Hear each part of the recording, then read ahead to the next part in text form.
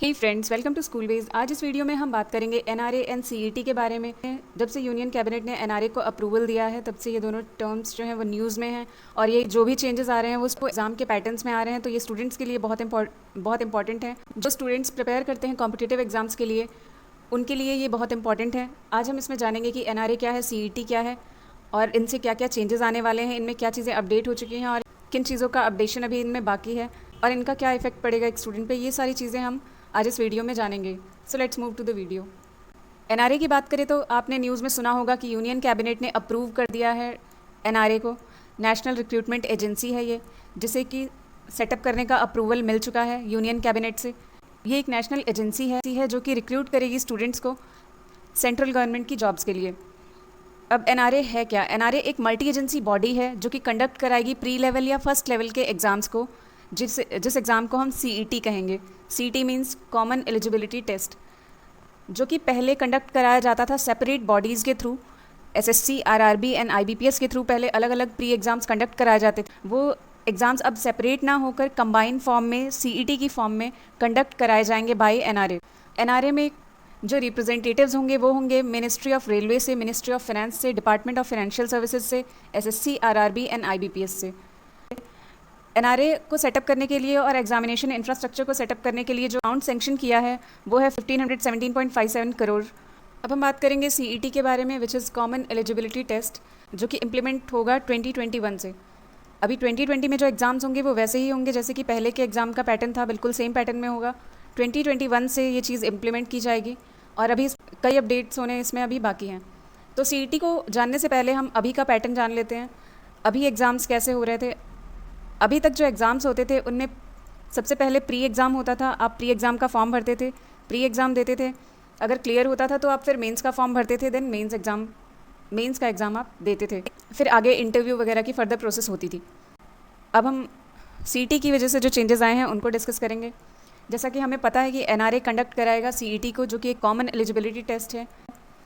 तो सीईटी जो है वो फर्स्ट लेवल का एग्ज़ाम होगा या प्री एग्ज़ाम होगा। जो प्री एग्ज़ाम पहले सेपरेटली लिए जाते थे एसएससी, आरआरबी एंड आईबीपीएस के थ्रू, वो अब कंबाइंड फॉर्म में सीईटी की फॉर्म में लिए जाएंगे। या सीईटी एक ऑनलाइन एग्ज़ाम होगा जो कि 3 लेवल्स पे कंडक्ट कराया जाएगा, graduate level, 12th and 10th level पे। तीनों लेवल्स के एग्ज़ाम अलग अलग होंगे। जैसा कि एसएससी में बैंक में या आरआरबी में जो पोस्ट निकलती थी वो भी एजुकेशनल बेसिस पे निकलती थी कि टेंथ के लिए अलग से फॉर्म आते थे, 12th के अलग से एंड ग्रेजुएट्स के अलग से। तो उसमें कोई चेंज नहीं है। जो सीईटी है वो भी इसी बेसिस पे कंडक्ट कराया जाएगा। तीन लेवल्स बनाए गए हैं, 10th level, 12th level and graduate level. तो इन तीनों का सीईटी सेपरेट होगा, बट सिर्फ एजुकेशन के बेसिस पे लेवल अलग है। बट ये तीनों बॉडीज़ का कंबाइन एग्ज़ाम ही होगा। 10th लेवल पे भी आप अगर सीईटी देंगे तो भी उसमें इंक्लूडेड होंगी ये तीनों बॉडीज़। जो आप सीईटी का आपका स्कोर कार्ड होगा वो वैलिड होगा एसएससी, आरआरबी एंड आईबीपीएस तीनों के लिए। आप चाहे जो सीईटी दें, चाहे 10th लेवल का, 12th लेवल का या ग्रेजुएट लेवल का, इसमें सिर्फ लेवल्स में डिफरेंस होगा, जिसके अकॉर्डिंग पोस्ट डिसाइड होगी आपकी। 10th लेवल के लिए क्या पोस्ट है या ग्रेजुएट लेवल के लिए क्या पोस्ट है। बट जो आप एग्ज़ाम देंगे उसमें बॉडीज़ कंबाइन रहेंगी, तीनों बॉडीज़ पे एप्लीकेबल होगा वो। जो एग्ज़ाम होगा सीईटी का, ये नॉन टेक्निकल पोस्ट्स के लिए होगा, जिसमें group B and group C आएंगे। आप सीईटी का जो भी आपका स्कोर आएगा उसके बेसिस पे आपका आगे का सिलेक्शन डिपेंड करेगा। प्री का एग्ज़ाम जो है वो कॉमन कर दिया गया है तीनों बॉडीज़ के लिए, जो कि सीईटी की फॉर्म में लिया जाएगा। सीईटी क्लियर करने के बाद जो आपको स्कोर मिलेगा उसके बेसिस पे डिसाइड किया जाएगा कि आप फर्दर मेंस एग्ज़ाम के लिए एलिजिबल हैं या नहीं। तीनों बॉडीज़ अपना कट ऑफ निकालेंगी। एसएससी, आरआरबी, आईबीपीएस जिसमें भी आपका कट ऑफ मैच करेगा या जिसके लिए आप एलिजिबल होंगे, आप वहाँ पे अप्लाई कर सकते हैं मेंस एग्ज़ाम के लिए। सीईटी के बाद आपका जो मेंस एग्ज़ाम होगा वो कंडक्ट कराएंगी तीनों बॉडीज़ बिल्कुल सेपरेटली। एसएससी वाले एसएससी का मेंस कंडक्ट कराएंगे, आरआरबी का मेंस, आईबीपीएस कंडक्ट कराएगी आईबीपीएस का मेंस।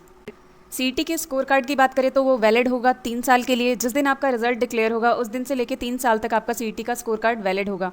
जो सीईटी का स्कोर कार्ड है वो 3 साल के लिए वैलिड होगा और आगे आप जो भी अटेम्प्ट्स देंगे सीईटी में, उसमें जो आपका बेस्ट स्कोर होगा वो वैलिड माना जाएगा आपकी रिक्रूटमेंट के लिए। आपका सिलेक्शन जो है, जो आपका बेस्ट स्कोर आएगा, जितने भी आप अटेम्प्ट्स देते हैं उसमें जो आपका बेस्ट स्कोर होगा उसके बेसिस पे आपका सिलेक्शन लिया जाएगा तीनों बॉडीज़ में मेंस एग्ज़ाम के लिए।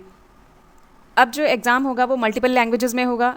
12 लैंग्वेजेस सिलेक्ट की गई हैं जिनमें एग्ज़ाम कंडक्ट कराया जाएगा। अटेम्प्ट्स की बात करें तो नंबर ऑफ अटेम्प्ट्स पे कोई रेस्ट्रिक्शन नहीं है, बट एक अपर एज लिमिट होगी जो कि अभी क्लियर नहीं है कि क्या एज लिमिट होगी। वो लेवल्स के अकॉर्डिंग आई थिंक डिफरेंट होगी, 10th लेवल के लिए अलग होगी, 12th के लिए अलग एंड ग्रेजुएशन के लिए अलग। तो अभी अपर एज लिमिट डिसाइडेड नहीं है, तो जब तक आपकी अपर एज लिमिट कंप्लीट नहीं होती तब तक आप एग्ज़ाम दे सकते हैं। अटेम्प्ट्स पे कोई रेस्ट्रिक्शन नहीं है, जितनी बार एग्ज़ाम होगा आप उतनी बार दे सकते हैं अगर आपकी एज है एग्ज़ाम देने के लिए तो। और अपर एज लिमिट में जैसे SC ST OBC को रिलैक्सेशन मिलता था वही रिलैक्सेशन मिलेगा। करिकुलम या सिलेबस की बात करें तो वो कॉमन होगा। SSC बैंक RRB का सिलेबस पहले अलग अलग रहता था प्री एग्ज़ाम के लिए, बट अब एग्ज़ाम कॉमन कर दिया गया है तो सिलेबस जो है वो भी कॉमन हो जाएगा, बट उसका एक स्टैंडर्ड होगा। और ये जो CET का सिलेबस होगा वो 10th 12th और ग्रेजुएशन लेवल के अकॉर्डिंग ही होगा, क्योंकि एग्ज़ाम्स तीनों लेवल पे होंगे तो तीनों लेवल का सिलेबस भी उसके अकॉर्डिंग होगा। गवर्नमेंट की तरफ से कोशिश है कि सेंटर ऑलमोस्ट हर डिस्ट्रिक्ट में हो ताकि लोगों को ट्रैवल में प्रॉब्लम ना आए। जनरली लोगों की प्रॉब्लम होती है कि बहुत दूर दूर सेंटर्स दे दिए जाते थे, तो अब जो सेंटर्स है वो कोशिश की जा रही है कि हर डिस्ट्रिक्ट में हो।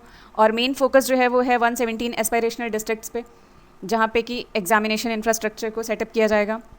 अब ऐसा मेंशन किया गया है गवर्नमेंट की तरफ से कि कुछ ऐसी बॉडीज़ हैं जो कि चाहती हैं कि CET के स्कोर के बेसिस पे ही वो बच्चों को रिक्रूट कर लें, सिर्फ फिजिकल टेस्ट और मेडिकल के बेसिस पे स्टूडेंट्स को रिक्रूट कर लिया जाए।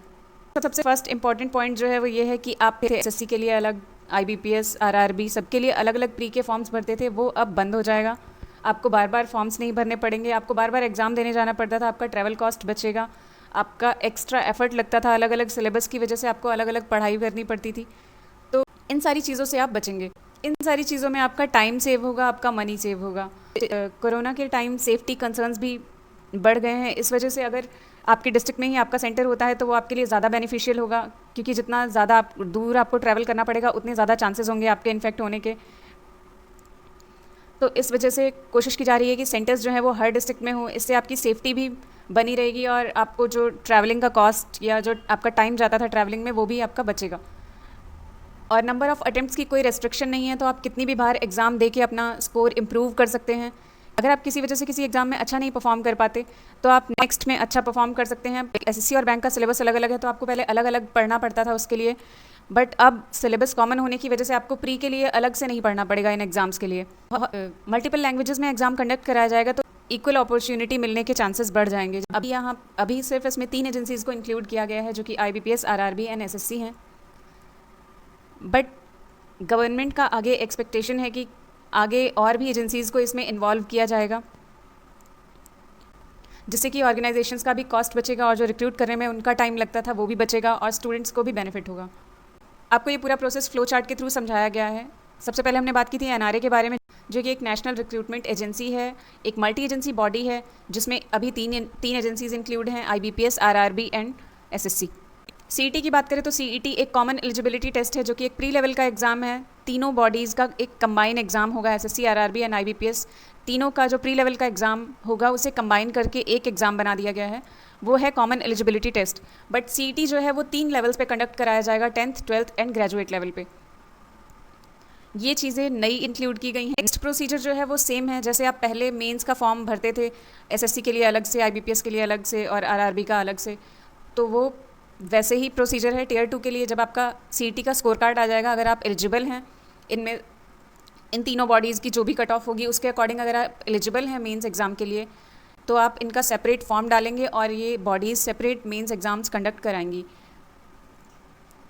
सो this is all about NRA and CET।